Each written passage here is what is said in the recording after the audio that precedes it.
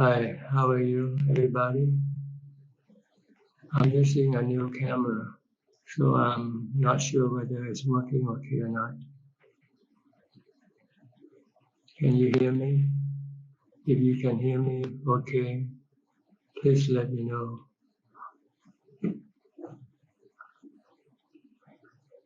The old camera seemed to have a problem. The sound was a little bit cracking.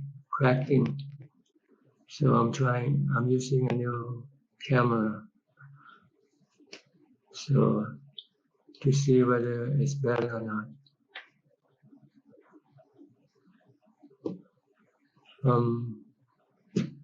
From Sim Chun Leong, I'm good, Bante. I can hear you. Thank you. Okay. My angle of the camera is not, I cannot get it into the center. I'm not sure. Okay, maybe it will be better now.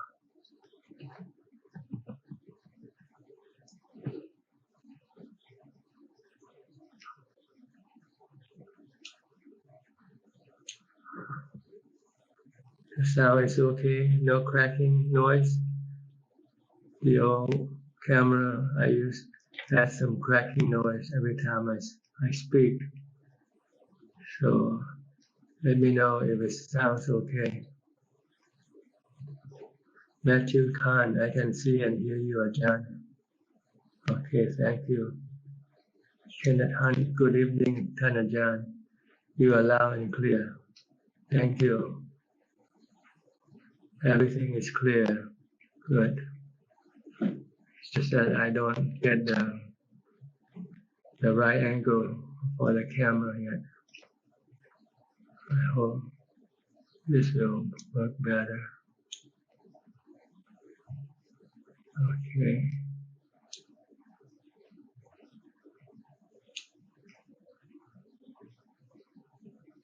From Sim Chun Leong, everything is clear.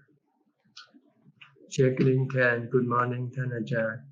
The sound and picture are clear. Okay, thank you. Did you notice the difference from the other talk this morning? Early on, I heard the sound has some cracking noise.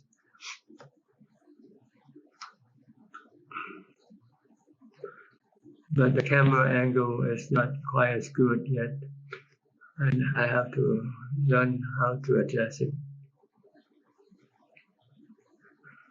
Anyway, if you can hear me, that's good enough. And if you got any questions, please send them in.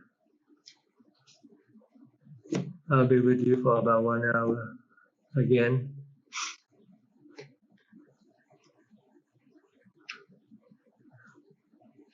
This time I come on a different time, so this will allow people with a different time zone to be able to meet and ask questions. From Charmaine Metta, good morning, Tan Ajahn. Namo Buddhaya Sukhi Hontu. Thank you and Sadhu.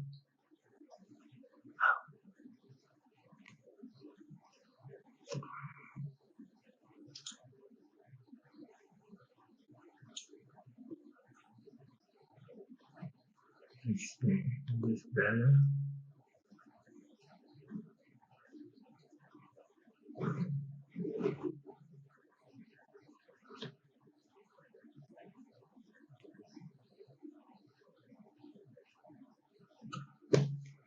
Okay.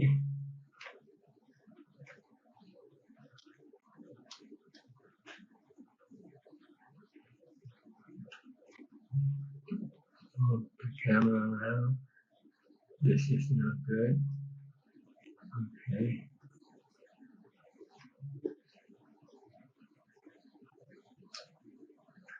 Checking can. Good morning, Tan Ajahn. The sound and picture are clear. Thank you. Charmaine Metta. Good morning, Tan Ajahn.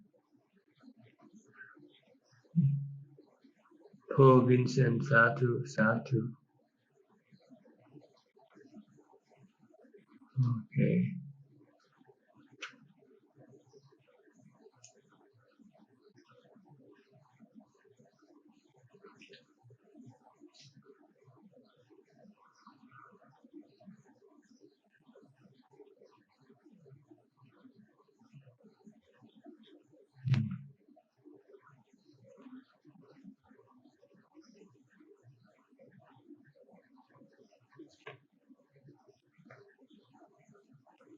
Lily Siswanto, Vandami Ajahn, good morning. Very good to see you again.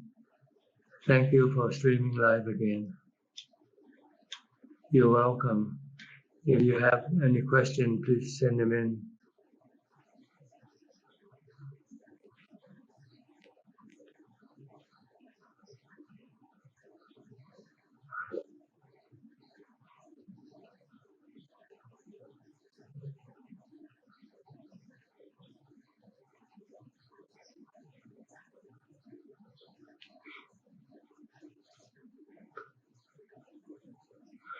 From Satyaku, good morning, Ajahn. Wishing Ajahn good health and well-being. Sincerely thanking Ajahn for always answering our questions and provide responses which are clear, factual, useful, and beneficial. You're welcome. Here's a question submitted to assistant.ajahn.suchart@gmail.com from Anthony Lee Chiohan, Malaysia. Question number 1. Heard that by listening to suttas, one can be stream enterer. If this is true, is this done by faith or by concentration? You have to have samadhi first. If you have the fourth jhana, you have equanimity, and if you listen to a Dhamma talk or read the suttas, you can become enlightened. You can, if you read the proper sutta dealing with the 5 khandhas, if you can see the 5 khandhas as being anicca, dukkha, anatta, then you can become enlightened. If you have jhanas to support you, if you don't have jhana or equanimity, you will not be able to get rid of your defilement that clings to the 5 khandhas.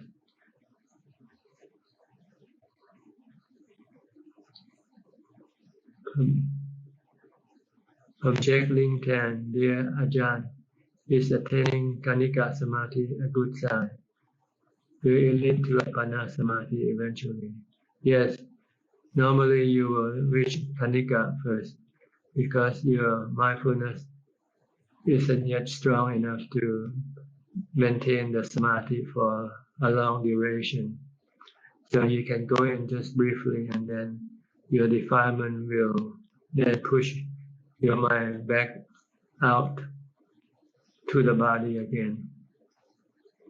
But if you keep continuing developing more mindfulness, when you sit, when you enter into samadhi, it will be of longer duration. Then this is appana samadhi.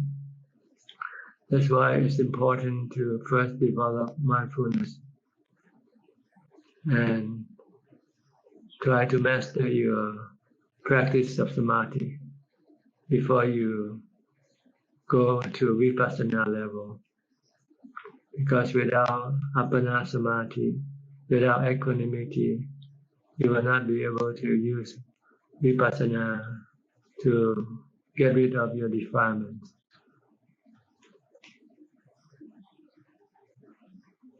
Good morning, Ajahn. I have issue with getting disciplined and doing what I want to do. Well, you have to have strong determination, and then you have to stick with your determination by forcing yourself to do according to your determination. If you cannot force yourself to be disciplined, then you need to go and stay with people who will force you to have discipline. Like when you go to live in a monastery, then you have to do according to the rules of the monastery. Then you will have to have discipline. If not, you will not be able to remain in the monastery. I'm an apprentice. I can hear Long Paul clearly. Thank you. Sorry about the picture if I'm not looking at you straight, because I have different difficulty placing the camera in the position in which I can be reading your question and then facing you at the same time. So this is the best I can do with the picture. But I think what's important is the sound. If you can hear me better than early on today, then I'm happy with that. From Sean Kerr. Dear Ajahn, I used to meditate by keeping the breath in the foreground of attention, while keeping an open background awareness of things like the sound of birds or feeling body sensation. Lately, I've been trying to just exclusively follow the breath, but I find that it felt more alert and aware when I kept background awareness open. How can I stay more alert and aware while just following the breath? See, the difficulty is if you have two objects of mindfulness, your mind will be switching back and forth. So your mind will not be able to enter into samadhi in this manner. You have to focus on just one object when you meditate for samadhi. So just ignore the background noises and then concentrate just on the breath alone. Keep watching the breath coming in and going out at the tip of your nose. And don't pay attention to the other sound of birds or feeling of body sensation. If not, I don't think you can become still. Your mind can become still. So you need to focus on just one object, not many objects. But if you think you can do this and calm your mind, I think it's probably okay. I might be wrong, I don't know. So if you think you can watch your breath and also pay attention to the sound of birds and feeling of body sensation and make your mind become calm and still, I think that's okay also. I don't know. This is something you have to find out yourself. For my experience, I find that focusing on just the breath alone brings the mind into oneness, bring the mind to become calm and peaceful and happy. So I think you just have to choose and try both methods to see which one is good for you. From Along, Sadhu, thank you. From Jonathan Wiley, hello from California, Ajahn. Thank you for sharing the Dhamma with us. Sadhu, Sadhu. Nice to hear from you again, Jonathan. I hope your practice is going well. Don't forget mindfulness. Mindfulness is the key to your success in meditation. Try to be mindful all the time during your waking hours. Even when you're not meditating, you should be mindful.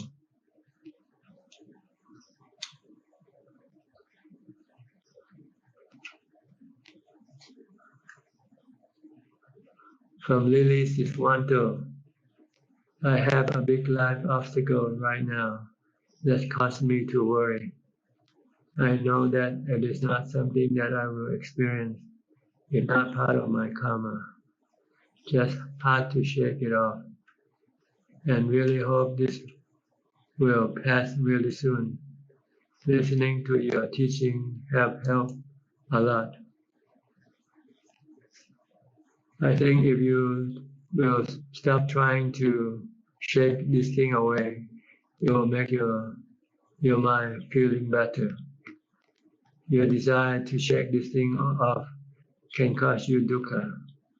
So you just have to keep your mind neutral. Don't react to your karma. Just accept your karma. Just like you accept your feelings. Sometimes you have good feelings, sometimes you have bad feelings, sometimes you have neutral feelings. You just have to let it be. Don't try to manage or get rid of them, because this will cause you to have dukkha, because you have the desire to get rid of it. So just try to keep your mind in equanimity. Just merely know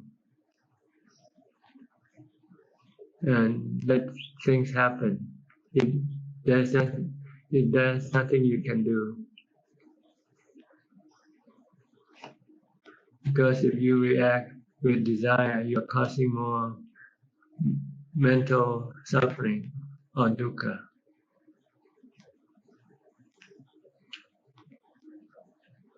From Ong Apprentice, the picture image is fine, Luang Por.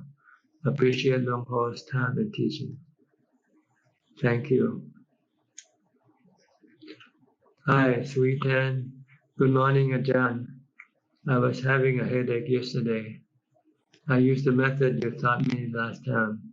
First, develop mindfulness by reciting Bhutto continuously. Later on, separate the body pain from the mind. Which want the pain to go away. It works. Thank you, Ajahn. You keep improving my mindfulness and wise reflection. Yes.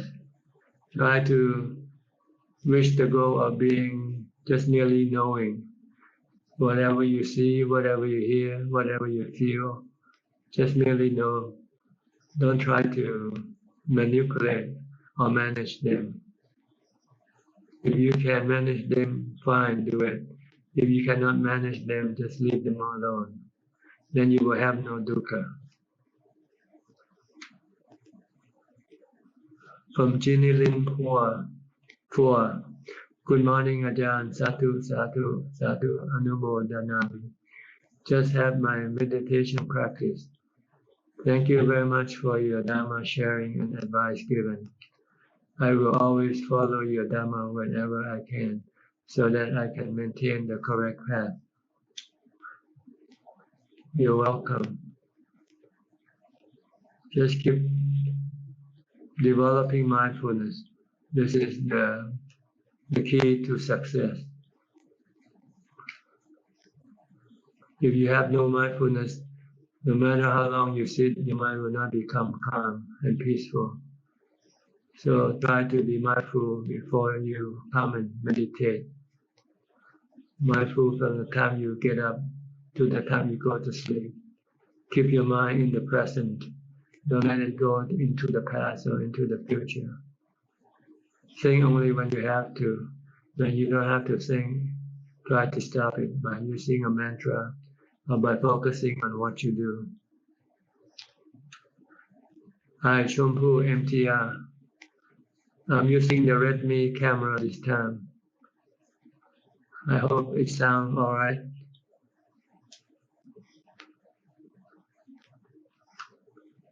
From Czech Link 10, dear John, are there different levels of equanimity? Yes, there are more or less. The equanimity can be short or long, depending on your level of samadhi. The longer your samadhi, then the longer will be your equanimity after you come out of your meditation. If you have short samadhi, you will have short equanimity. When you come out of samadhi, your equanimity can be short. It can disappear quickly. So that's why you need to meditate and enter into samadhi for a long time and do it many times a day. When you're on the first level of practicing samadhi, you should meditate and let your mind enter into samadhi for as long as possible and for as many times as possible. First, to develop strong, long duration of equanimity, because you need this equanimity when you want to develop vipassana. Because normally your mind doesn't like to think about anicca, dukkha, anatta, or asubha. So if you have equanimity, then your defilement cannot distract your mind away to think about other things. You can then concentrate on thinking about anicca, dukkha, anatta, and asubha, so that they will then be prevalent in your mind all the time. So whenever your desire come up, then you can use equanimity. You can use anicca, dukkha, anatta, or asubha to get rid of your defilement. You often talk about equanimity in the fourth jhana. What about equanimity from keeping mindfulness when we are out of meditation? Is that also considered equanimity by just a different intensity? This is the same equanimity that you get from your fourth jhana. It's like when you put water, a bottle of water in the ice box,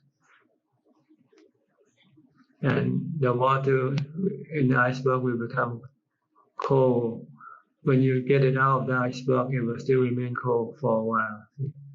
But if you leave it long enough, then the coldness of the water will disappear. Then if you want to drink cold water, then you have to put it back in the ice box first to make it cold again.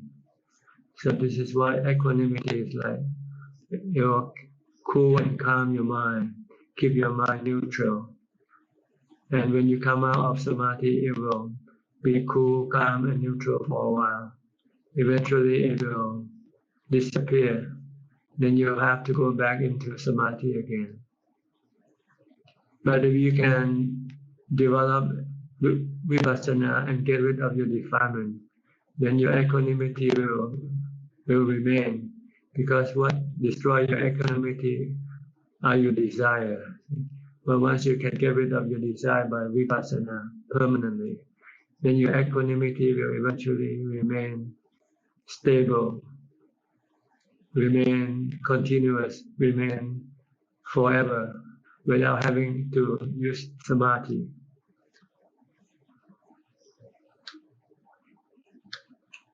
I hope this explanation is clear enough.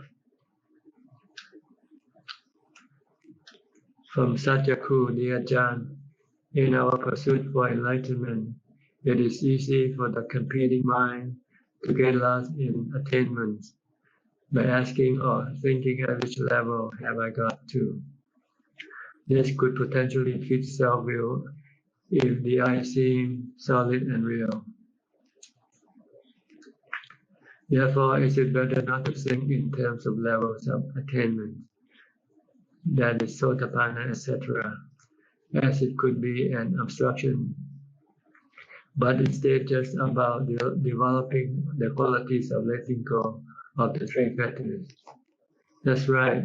Don't worry about which level you are in, whether you are sotapanna or what. It's not important. The important is to get rid of the fetters. So, and with the first three fetters, they come in like in groups. You only have to focus on just the one fetter, the fetter of wrong view, sakaya titi, the view that the five khandha has a self. You have just to focus on this. You don't have to worry about the other two.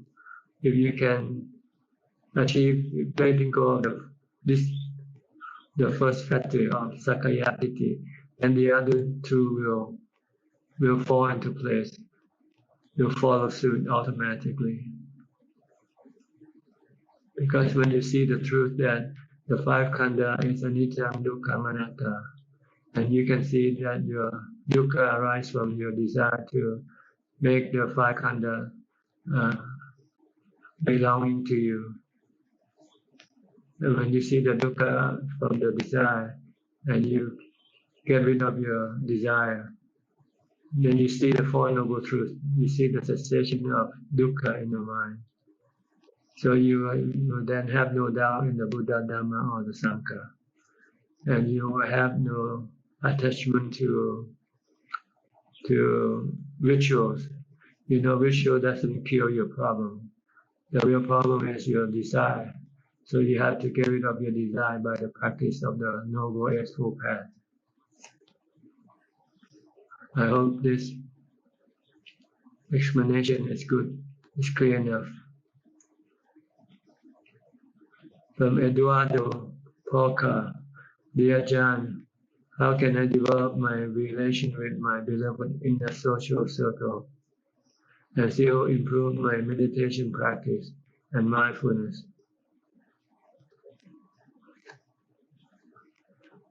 Well, you have to know when you are dealing with people. Then when you deal with people, you have to use loving kindness, metta, karuna, mudita. But when you are alone, then you can then concentrate on ubekkha instead.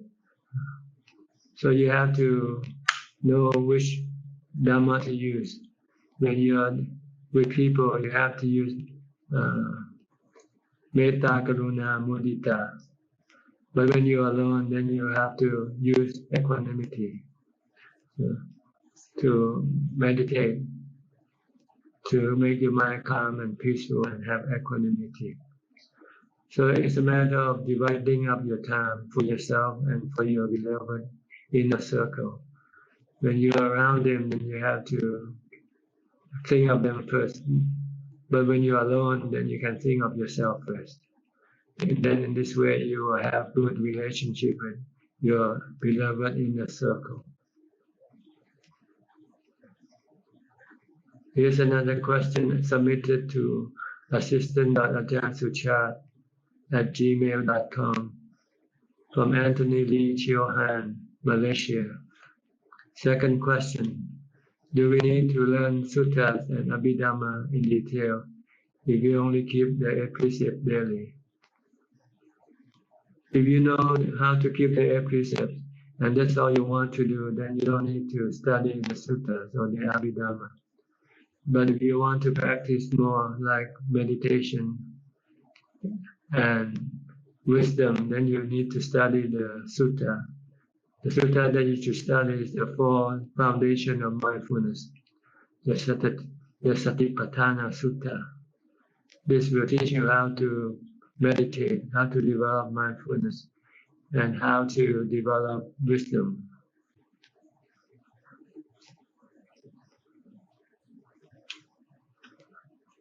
From Along, Ajahn can recommend practice or exercise to keep my mind strong, to not give into bad habit. Yes, you can keep reciting a mantra like Bhutto Bhutto all day long, from the time you get up to the time you go to sleep. If you don't have to think, then stop your mind from thinking by reciting the mantra. Then when you can control your thinking, your thought, then you can have a strong mind, not to give into bad habit. So keep developing mindfulness by reciting the mantra of Bhutto Bhutto, or you can switch to chanting back and forth, whichever method you find it comfortable to you, in order to keep your mind from thinking about things uselessly. If you have to think only about things that you have to think. If not, then it's better to stop thinking by reciting a mantra or do some chanting mentally. You don't have to make it verbally because you might disturb other people. From Ginny Lin 4, thank you very much, Ajahn. I will take your advice and try always be mindful all the time. Sadhu, sadhu, sadhu. From Chonburi MTR, the sound is okay. Ta.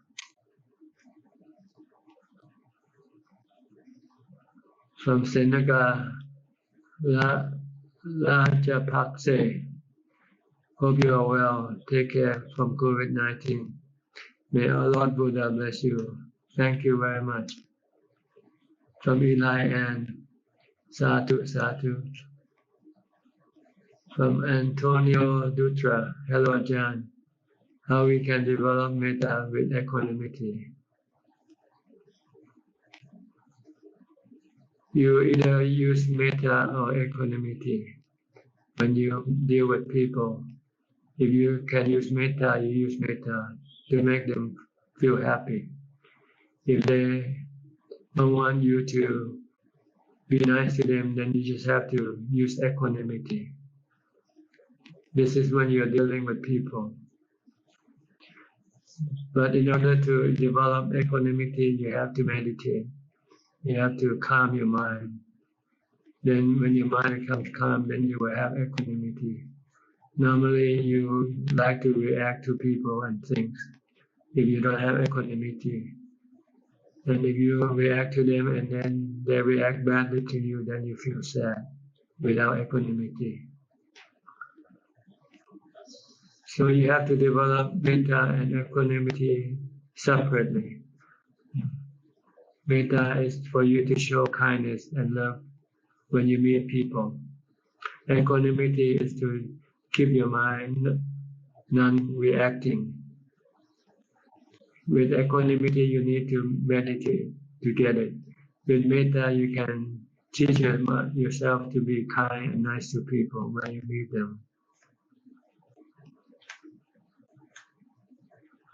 From Czech Lincoln, thank you very much for the clear explanation on equanimity, Ajahn.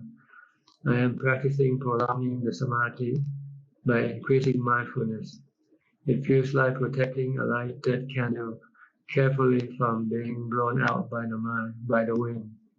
Yes, if you want to have longer equanimity, when you meditate and when you feel like getting up, then you should try to force your mind to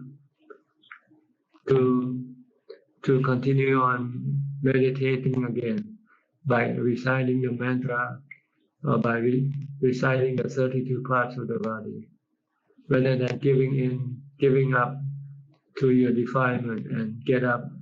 And when you feel like getting up, see if you can force yourself to sit, to continue on sitting by developing more mindfulness, such as reciting Buddha or reciting the 32 parts of the body. If you can do this, then you might be able to sit longer and let the mind enter into samadhi again. And in this manner, you will have longer equanimity when you come out of your meditation.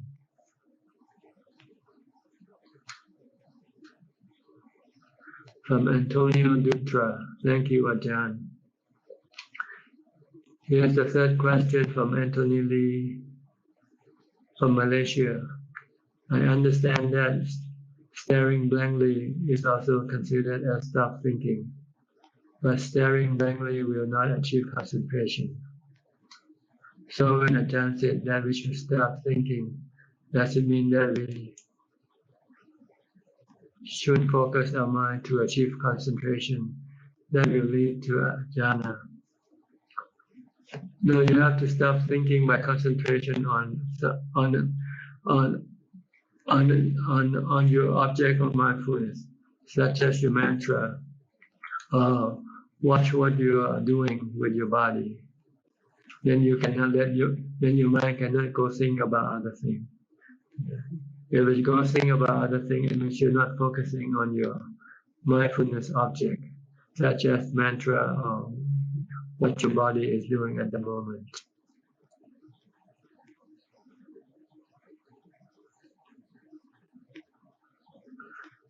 Does stop thinking mean staring blankly? No. Stop thinking is to think only on your meditation or on your mindfulness object, such as mantra. Just keep reciting Bhutto, Bhutto, Bhutto. Then your mind cannot think about other things. Then eventually your mind will stop thinking about other things. Then you can stop reciting the mantra. You use the mantra to stop your mind from thinking about other things. When it eventually stops thinking about other things, then you can stop using the mantra. Then you'll be just merely knowing.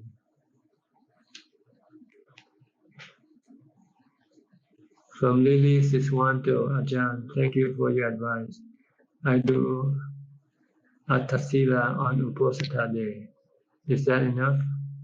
No, you should do it every day if it's possible. But then maybe it's not possible for you to do it yet. So do as much as you can. As far as Dhamma practice is concerned, it's never enough. You always have to do it with every breath of your breathing. Then you are doing it enough.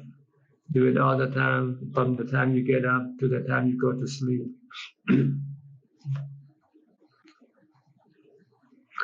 Also, I still have negative perception towards people, and immediately I will deflect it by saying Bhutto and say to myself, stop thinking that way.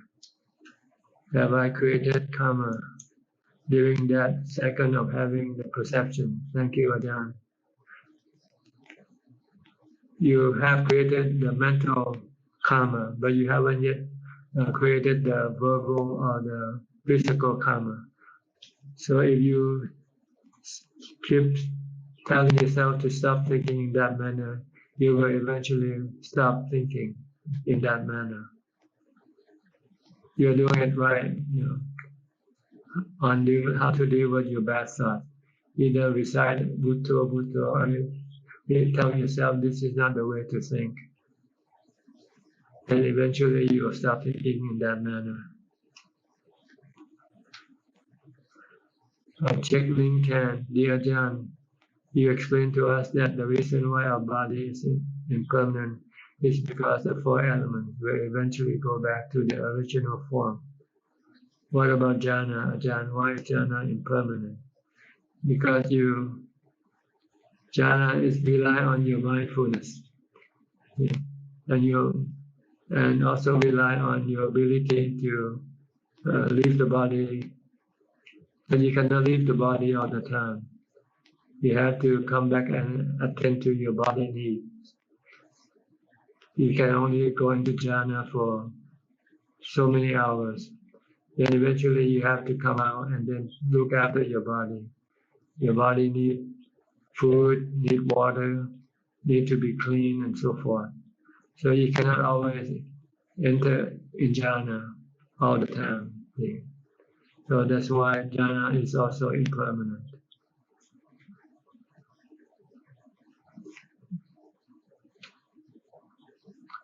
From Along, Sadhu Ajahn, actually I have habit of pornography.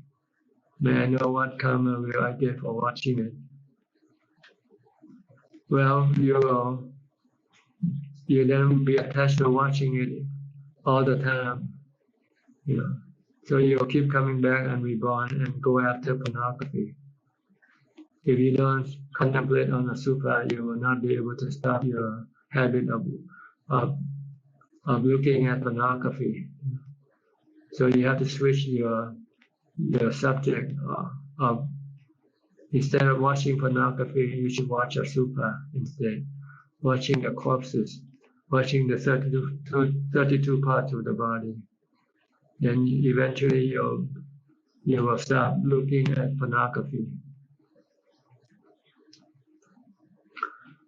From Satyaku, dear Ajahn, sometimes the mind has a self-creating habit of I, me, and mine in our daily life.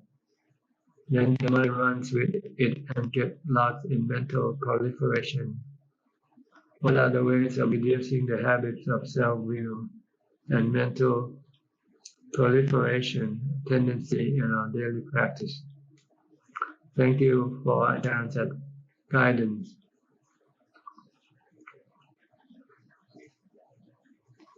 One way is to reduce your emotional reaction to things. If you have to react to things, react rationally.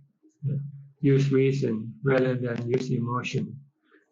Because emotion is based on the self, while rationality doesn't based on the self. So when you react to people or things, react in a rational manner, not on an emotional manner. Then you will don't have to use yourself. You use rational to react rather than use yourself or emotion to react. This is one way of reducing the habits of self-will and mental proliferation tendency. So if you have to react rationally, don't react emotionally. If you want to react emotionally, then you should stop reacting and force your mind to just merely knowing. If you have to react, use rationality, use reason, not desire. Okay. I hope this is clear enough. Yeah. Our emotions are created by ourselves, by the self. But rationality that isn't created by the self, it's created by it is based on truth, on reality. Here's another question submitted to assistant.Ajahn Suchart from Deborah Jonas. Question number 1. Hello, Ajahn from Toronto. One of the Dhutanga practices is going for arms around every day, except for fasting days. Why is this a helpful practice? Because it forces you to rely on yourself to maintain your body, not be lazy by depending on other people to bring food to you, to the monastery, for instance. Then you can become lazy. Laziness is not good for your practice. When you go on alms round, you have to walk quite a distance. Normally for forest tradition monastery is usually situated about a mile or two from the village. So you have to walk a few miles to collect your food. Then this will force you to have exertion, to have diligence, not laziness.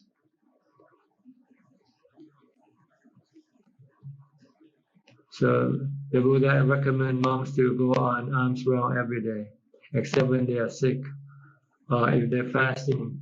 When they fast, they don't want to meet people; they want to be alone. So that's why they fast. One of the reasons is to not meeting people, because if you go on alms round, you'll be seeing people, meeting people, and when you come back to the monastery and eat, you also have people coming to see you. But if you are fasting, then they don't want to disturb you. And fasting also helps to get rid of your drowsiness or sleepiness and laziness also. Question number 2, if I am not able to go on alms round but cook my own food at home, is that a disadvantage when I am meditating seriously? No, not really. You can consider cooking your food as like going on alms round. But you must not choose the kind of food you like to eat, because this is your defilement. See? Try to eat the food that is good for your body, but not good for your defilement. So try to eat food that is good, but not something you like. Because if you eat something you like, then you are feeding your defilement also.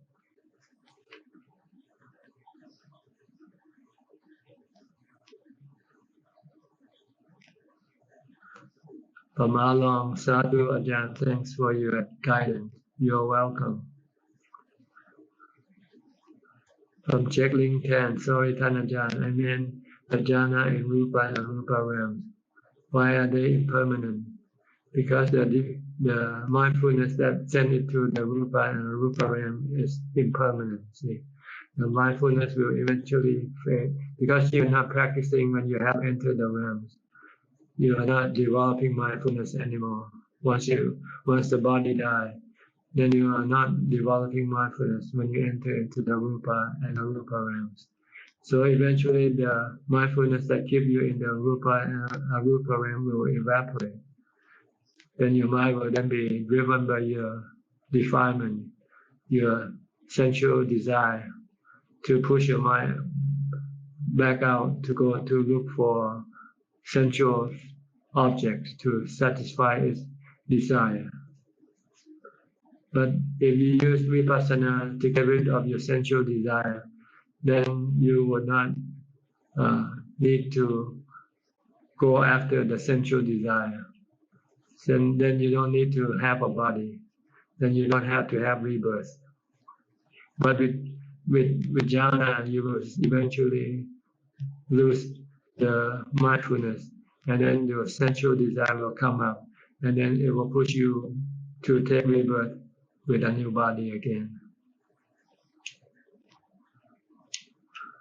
So that's why you need to develop vipassana once you have reached the jhana level to get rid of your defilement. Once you can get rid of your defilement, then there will be nothing to push your mind to take rebirth again.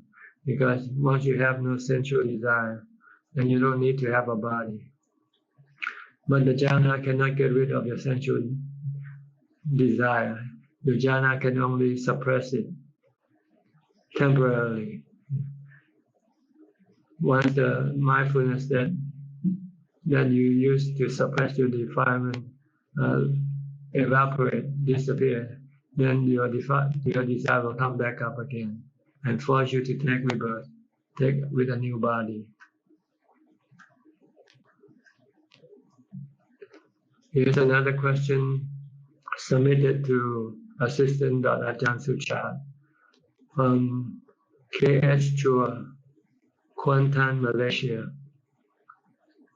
Question number 1. I heard in talk that only when one is alive and knows what she is doing, then one will gain a joy of merits.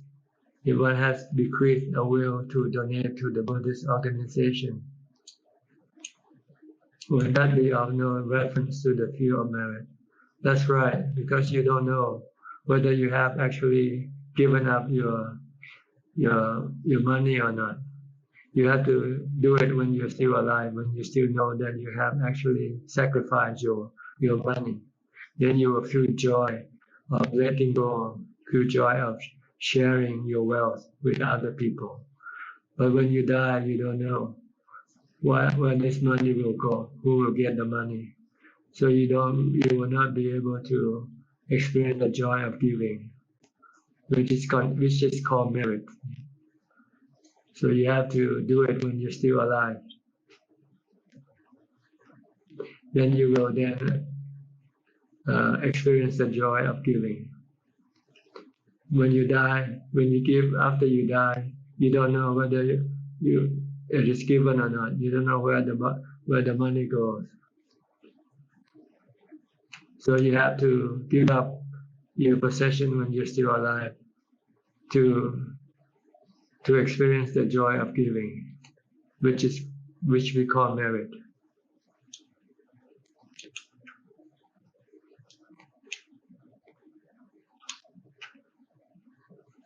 Hi, Kenneth Hunt.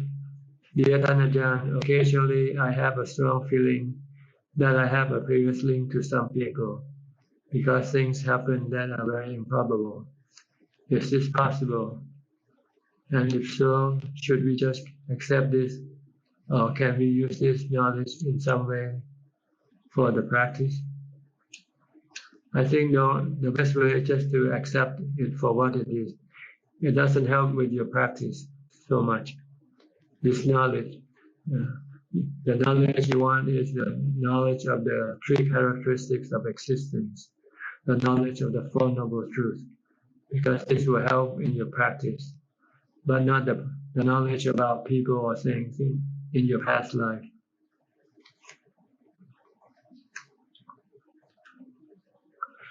From Checkling Tan, what excellent explanation. Thank you so much, Ajahn, for clearing my doubts. You're welcome. From Lily Siswanto, Ajahn, when I don't do Atasila, I eat only up to lunch about 1 to 2 p.m. and only help my son with his shallow practice.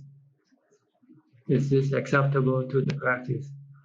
Yes, under your condition. If you still have commitment to other people or things, then you just have to compromise or what I call improvise. Try to keep the 8 precepts as much as possible under the existing condition. And if the existing condition no longer exists, then you might be able to keep it pure. But right now, just keep it as much as you can, better than not keeping them at all. I have hard time to eat by noon due to company meetings. I would like to do Katina Dana.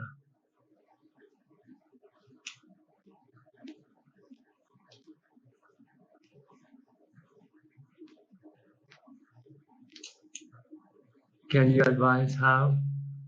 Well, Katina Dana is the giving of robes, that's all. So any kind of Dana can give you the same merit.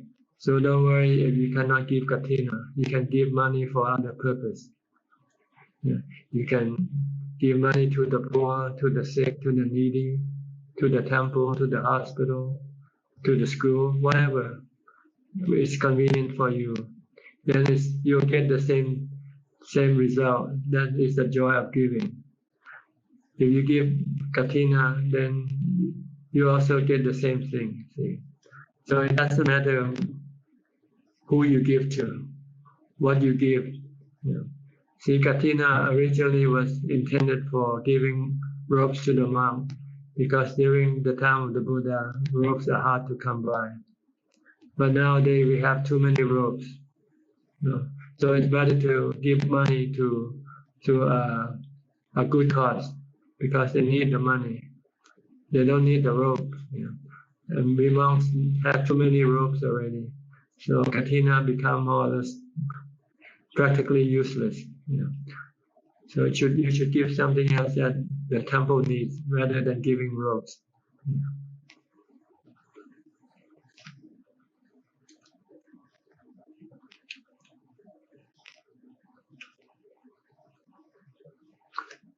Here's another question from K.S. Chua. Question number 2. For walking meditation, a monk mentioned that we move along the same path to and from mindfully. What would be the minimum number of steps to be taken to and from? Well, if it's possible, I think 25 to 30 will be the good length of the walking path. But if you cannot have 25 or 30, then you just have to adjust to whatever you can. Yeah. Because if the length of your walking path is very short, you have to keep turning around a lot, then you can get dizzy. So it's better to have a good length of path to walk. Normally 25 or 30 steps will be considered the ideal or the standard length. But some people like longer length. Sometimes they use 40-step length. Some people like it shorter. They use 20. So you have to find out for yourself what is good for you. Is walking a distance a measure to take into account besides the duration?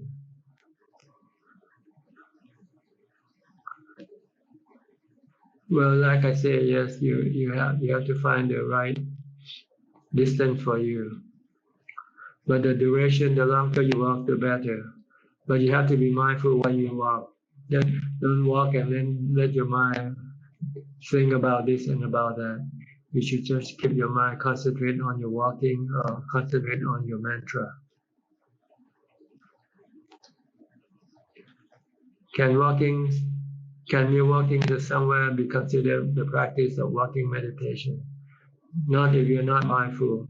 If you're mindful, yes. If you're mindful of every step that you walk, then you are also doing walking meditation or reciting a mantra as you walk. You have to control your mind. That's the purpose of meditation practice. From Dhammacakka Buddhist Community Center, Maha Anumodana for your teaching, Ajahn. Thank you. Okay, third question from K.H. Shua. When we visualize and chant in the mind, is that meaningful? Do we need to produce some sound? If so, can it be just a soft one? It's best not to produce sound. It's best if you can chant or recite mentally, because this is the way of keeping your mind mindful and keeping it calm. If you have to make sound, then you still use the body. So when the mind is still using the body, the mind cannot become calm and peaceful completely. It can become calm, peaceful partially, but you have to make it calm, peaceful completely. You have to stop using the body, like generating sound.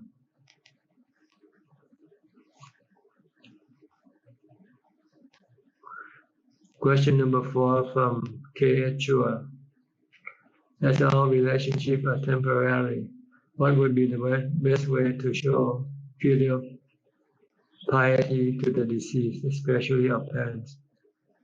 We are taught to do charity, do dana, and then we can then share this joy of giving to the deceased. So when you want to make you feel you're very joyful, then you have to do some giving, do some dana. When you give, then you will have a joy of giving arising in your mind. Then you can dedicate or share this joy, feeling of joy for the people who departed from this world.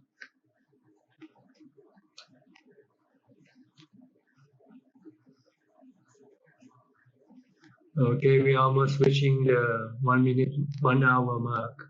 It's now 59 minutes.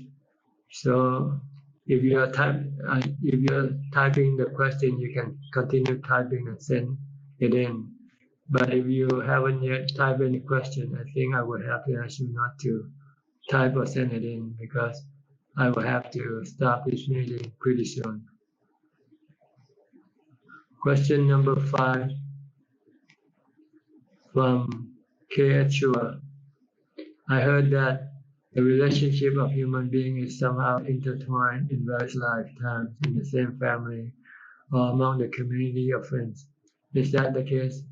Probably not. It depends, because we have many lives and we deal with many people. So it's possible that our life somehow in previous life might be intertwined. Maybe not, but it doesn't matter really, because what you have to do is you always have to use metta, karuna, mudita, ubekha when you deal with whoever you're living with. That, regardless of whether you have previous relationship or not. In order to coexist peacefully and happily, we have to have the Brahma Vihara, metta, karuna, mudita, ubekha. From Chekling Tan, Ajahn. My heart is filled with so much gratitude for your profound teachings. No matter how many times we say thank you, it will never be enough. Again, the only I can think of to pay your immense kindness to us is to continue practicing with the utmost sincerity, with deepest respect and love. That's what the Buddha said. If you want to honor him by following his teaching, practice his teaching.